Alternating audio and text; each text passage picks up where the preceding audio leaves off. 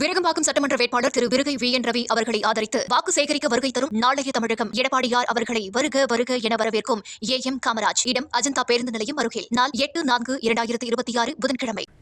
தேர்தல் கூட்டணி குறித்தான பல்வேறு கேள்விகளுக்கு தினமலர் நாளிதழுக்கு தமிழக வெற்றிக் கழகத்தின் தேர்தல் மேலாண்மை செயலாளர் ஆதவ் அர்ஜுனா பதிலளித்தார்.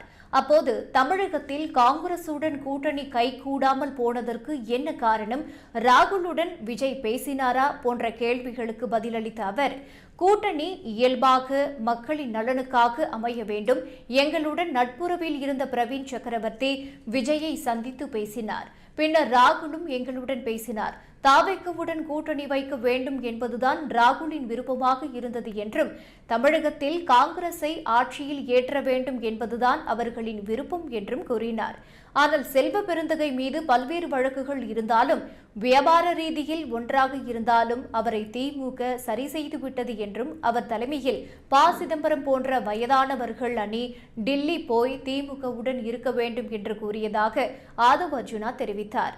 தவிர காங்கிரஸ் ஆட்சிக்கு வர வேண்டும் என்பதை விட திமுக ஆட்சிக்கு வர வேண்டும் என சிதம்பரம் நினைக்கிறார் என்று கூறிய அவர், திமுகவின் சூழ்ச்சியில் வயதான காங்கிரஸ் நிர்வாகிகள் மாட்டிக்கொண்டனர் என்றும், காங்கிரசுடன் கூட்டணி சேரவில்லை என்றாலும் அந்த ஓட்டுகள் தாவேகாவுக்கு தான் வரும் என்றும் நம்பிக்கை தெரிவித்தார்.